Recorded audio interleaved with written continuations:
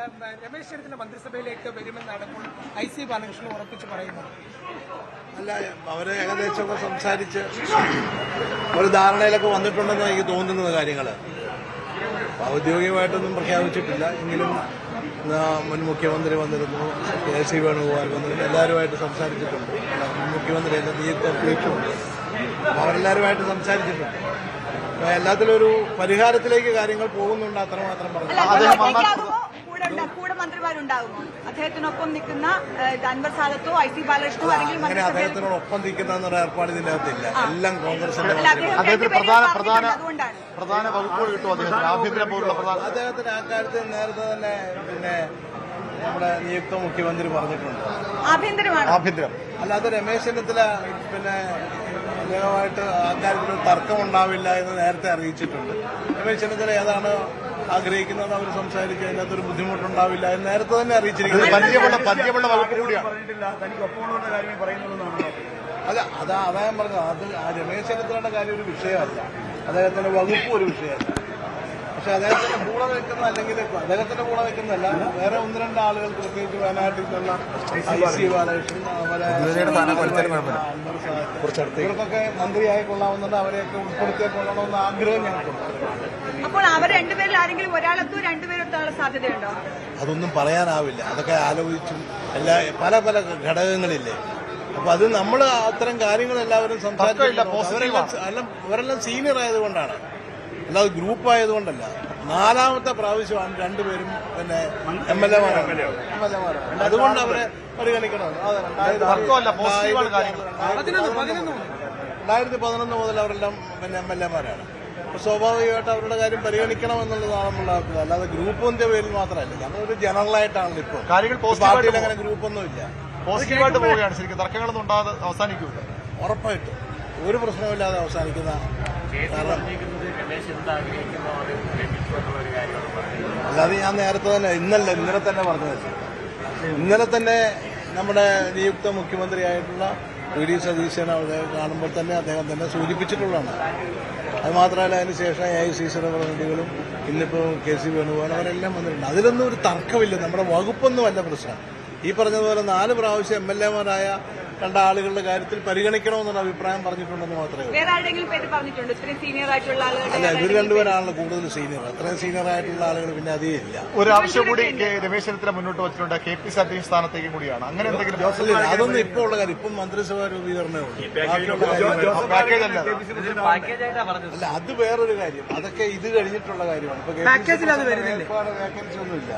KPC president vacancy ഉണ്ടാകണം. അദ്ദേഹം സ്വാഭാവികമായിട്ടുണ്ടാവും. മന്ത്രിയാവുമ്പോൾ മാറിക്കൊടുക്കണം. അത് കഴിയുമ്പോഴത്തേക്കാണ് പാർട്ടി നേതൃത്വം എന്താണെന്ന് വെച്ചാൽ ആലോചിക്കും. ഇതിനൊപ്പം പ്രസിഡന്റ് ഉണ്ടാവില്ല. ഇതിനൊപ്പം പ്രസിഡന്റ് തീരുമാനമോട് വരും. അതൊന്നും ഒരിക്കലും ഉണ്ടായില്ല. പാർട്ടിയുടെ ദേശീയ നേതൃത്വം തീരുമാനിക്കേണ്ട കാര്യം. സമയത്ത് KPC പ്രസിഡന്റ് നിയമിച്ച ചരിത്രമൊക്കെ ഉണ്ട്. അത് പണ്ടാണ്.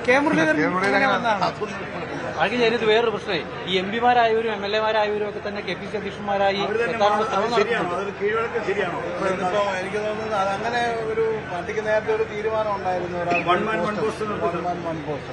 ശ്രീ K മുരളീധരൻ അങ്ങനെ അഭിപ്രായം പറഞ്ഞു.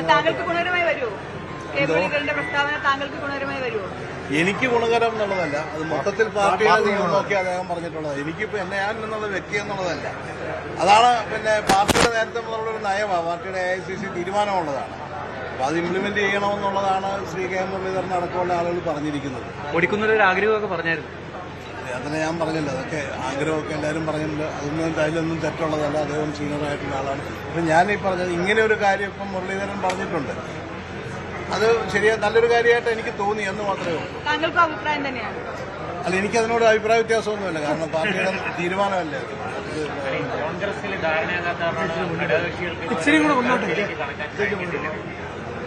അല്ല, അതൊക്കെ ചെറിയ കാര്യം. ഒരു മന്ത്രിസഭാ രൂപീകരണത്തിൽ ഇത്ര പെട്ടെന്ന് ഒരു തീരുമാനം ഉണ്ടാകുന്നതൊക്കെ അപൂർവമായിട്ടുണ്ട്.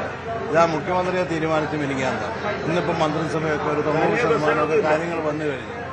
തിങ്കളാഴ്ച എല്ലാം ഫുൾ മന്ത്രിസഭ, ഫുൾ ക്യാബിനറ്റ് ആയിരിക്കും സത്യപ്രതിജ്ഞ ചെയ്യാൻ പോകും. ഉറപ്പായിട്ടും ഒരു കാർമേഘം ഉണ്ടായിട്ടില്ലല്ലോ. പിന്നെ ഇങ്ങനെ അത്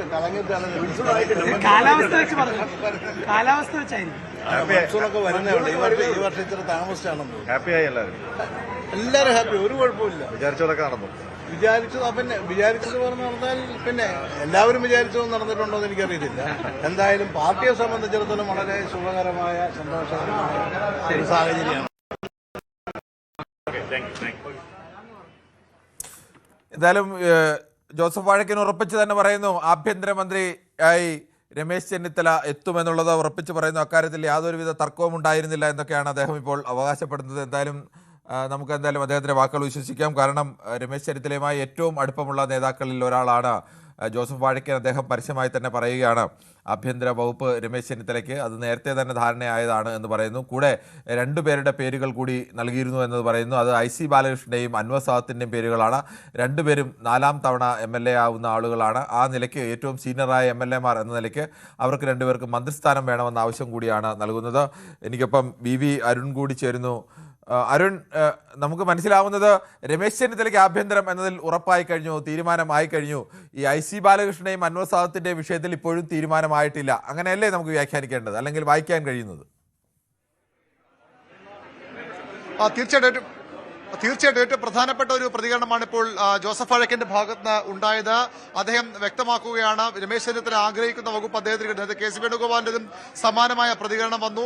VD സതീശൻ തന്നെ, നിയുക്ത മുഖ്യമന്ത്രി തന്നെ പറഞ്ഞല്ലോ രമേശ് ചെന്നിത്തല ആഗ്രഹിക്കുന്ന വകുപ്പ് കിട്ടും, അദ്ദേഹത്തെ മറ്റ് പ്രയാസമുണ്ടാകില്ല. അതായത് ആഭ്യന്തര വകുപ്പ് ഉറപ്പിക്കുകയാണ് രമേശ് ചെന്നിത്തല. ഉമ്മൻചാണ്ടി മന്ത്രിസഭയിൽ അദ്ദേഹം ആഭ്യന്തര മന്ത്രിയായിരുന്നു. അതിനുശേഷം ഇപ്പോൾ വീണ്ടും VD സതീശൻ മന്ത്രിസഭയിലും ആഭ്യന്തര വകുപ്പിലേക്ക് രമേശ് ചെന്നിത്തല, സംസ്ഥാനത്തെ മുതിർന്ന കോൺഗ്രസ് നേതാക്കളുടെ മുൻ കേന്ദ്രമന്ത്രിയായ ACC പ്രവർത്തക സമിതി അംഗമായിരുന്ന, അതുപോലെ തന്നെ നേരത്തെ KPC അധ്യക്ഷൻ കൂടിയായിരുന്ന രമേശ് ചെന്നിത്തല VD സതീശൻ മന്ത്രിസഭയിൽ ആഭ്യന്തര വകുപ്പിന്റെ മന്ത്രിയായി എത്തുമെന്ന് ഉറപ്പായിരിക്കുന്നു. അതുതന്നെ അദ്ദേഹത്തിന് ഏറ്റവും അടുത്ത അനുയായി, ഏറ്റവും അടുത്ത വിശ്വസ്തൻ ജോസഫ് വാഴക്കനും സ്ഥിരീകരിക്കുന്നത്. അദ്ദേഹത്തിന് മറ്റ് തർക്കങ്ങളൊന്നും ഉണ്ടാകില്ല, അദ്ദേഹം ആഗ്രഹിക്കുന്ന വകുപ്പ് ലഭിക്കും. രമേശ് ചെന്നിത്തലയുടെ സമ്മർദ്ദ നീക്കങ്ങൾ ആ അർത്ഥത്തിൽ വിജയിച്ചിരിക്കുന്നു. പക്ഷെ അതുകൊണ്ട് അവിടെ അവസാനിക്കില്ല. ഇനിയും അദ്ദേഹത്തിന്റെ ആവശ്യങ്ങളുണ്ട്. അദ്ദേഹത്തിന്റെ വിശ്വസ്തരായ, അദ്ദേഹത്തിനൊപ്പം എക്കാലവും നിൽക്കുന്ന അൻവർ സാദത്ത്, IC ബാലകൃഷ്ണൻ പോലുള്ള ആളുകളെ മന്ത്രിസഭയിലേക്ക് കൊണ്ടുവരണം. ഇതിലൊരാളെങ്കിലും മന്ത്രിസഭയിൽ എത്തുമെന്ന് ഉറപ്പാണ്. ഒരുപക്ഷെ രണ്ടുപേരും എത്തിയാലും അത്ഭുതപ്പെടാനില്ല. അൻവർ സാദത്ത് ആലുവയിൽ തുടർച്ചയായി 3 തവണ 4ാം തവണ ജയിച്ച ആളാണ്. അതുപോലെ IC ബാലകൃഷ്ണൻ തുടർച്ചയായി മാനന്തവാടിയിൽ തുടർച്ചയായി ജയിച്ചു വരുന്ന, സുൽത്താൻ ബത്തേരിയിൽ തുടർച്ചയായി ജയിച്ചു വരുന്ന നേതാവാണ്. ഇവരും മന്ത്രിസഭയിലേക്ക് വന്നാൽ അത്ഭുതപ്പെടാനില്ല. മറ്റൊന്ന് KPC അധ്യക്ഷ സ്ഥാനമാണ് ജോസഫ് വാഴക്കൻ. അതിൽ ഇപ്പോൾ ചർച്ചകൾ ഉണ്ടാകില്ല സൂചനയാണ് വാഴക്കൻ നൽകുന്നത്. ഏതായാലും ഏറ്റവും പ്രധാനപ്പെട്ട വിഷയം രമേശ് ചെന്നിത്തല VD സതീശൻ മന്ത്രിസഭയിലേക്ക് എത്തുന്നു, അതും ആഭ്യന്തര വകുപ്പിന്റെ മന്ത്രിയായി തന്നെ എത്തുന്നു എന്നുള്ള ഏറ്റവും പ്രധാനപ്പെട്ട, ഏറ്റവും നിർണായകമായ കാര്യം. കിരൺ ബാബു. ശരി, VV, എനിക്കൊപ്പം VR കാർത്തിക് കൂടി ചേരുന്നുണ്ട് പൊളിറ്റിക്കൽ ഡെസ്കിൽ നിന്നും. കാർത്തിക്, ഇപ്പോൾ വാഴക്കൻ പറഞ്ഞതിൽ നിന്ന് നമ്മൾക്ക് മനസ്സിലാക്കേണ്ടത് ആഭ്യന്തര വകുപ്പ് രമേശ് ചെന്നിത്തലയ്ക്ക് ഉറപ്പിച്ചു കഴിഞ്ഞു. 2 പേരുകൾ കൂടി നിർദ്ദേശിക്കുന്നു. 2 പേരും മെറിറ്റുള്ള 2 പേരുകളാണ്. അത് ഗ്രൂപ്പിന്റെ പേരിലല്ല അങ്ങനെ നിർദ്ദേശിക്കുന്നതെന്ന് പറഞ്ഞാൽ പോലും ഗ്രൂപ്പ് കൂടി അതിൽ ഉൾപ്പെട്ടിട്ടുണ്ട്. ഈ 2 പേരുടെയും മെറിറ്റ് ശരിയാണ്. 4ാം തവണ MLA-മാരാകുന്ന 2 പേർ, അൻവർ സാദത്തും IC ബാലകൃഷ്ണനും. അതിൽ ഒരു പ്രധാന വിഷയം, അൻവർ സാദത്തിനെ ഈ മന്ത്രിസഭയിൽ മുസ്ലിം വിഭാഗത്തിൽ നിന്ന് ഒരാളെക്കാൾ കൂടുതൽ ഉൾപ്പെടുത്തുക പ്രയാസമാണ്. കാരണം 5 പേർ ലീഗിന്റെ മന്ത്രിമാർ മുസ്ലിം വിഭാഗത്തിൽ നിന്നാണ്. കോൺഗ്രസ് പരമ്പരാഗതമായി ഒരാളെയാണ് മുസ്ലിം വിഭാഗത്തിൽ നിന്ന് മന്ത്രിസ്ഥാനത്തേക്ക് ഉൾപ്പെടുത്തുന്നത്. ഇനി ഒന്നല്ലെങ്കിൽ 2 പേർ എന്ന് പറയാം. അപ്പോൾ ഷാനിമോൾ ഉസ്മാൻ നിൽക്കുകയാണ്, T സിദ്ദിഖ് നിൽക്കുകയാണ്, അൻവർ സാദത്ത് നിൽക്കുകയാണ്. ഇതൊരു വല്ലാത്ത പ്രതിസന്ധിയല്ലേ? കൂടുതൽ വാർത്തകൾക്ക് News 18 Keralam YouTube channel subscribe ചെയ്യുക.